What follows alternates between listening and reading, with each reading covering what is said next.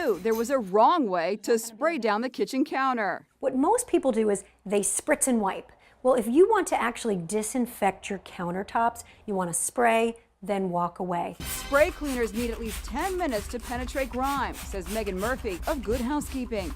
Murphy told Inside Edition producer Allison Hall to set a timer after she sprays. It's time. Perfect. Okay. If all that cleaning the right way makes you hungry, how about a smoothie? So I usually make a smoothie like this. Ooh, no. Hold the phone. Loading the blender with solid foods first results in smoothies that aren't, well, perfectly smooth.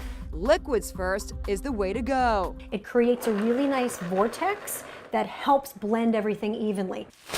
And if you're putting your clothes in the closet in dry cleaner bags, we've got news for you. It's not a storage option. Don't hang them in your closet. Those plastic bags can trap moisture and allow mildew to grow, so take them off ASAP. A better solution for storing clothes?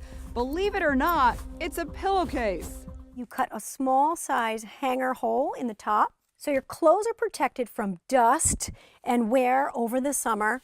But this is breathable. One more tip, and this has to do with loading your dishwasher. You want to load the plates in the center of the dishwasher facing inward because that's where the strongest spray is, and that's going to get the dishes the cleanest.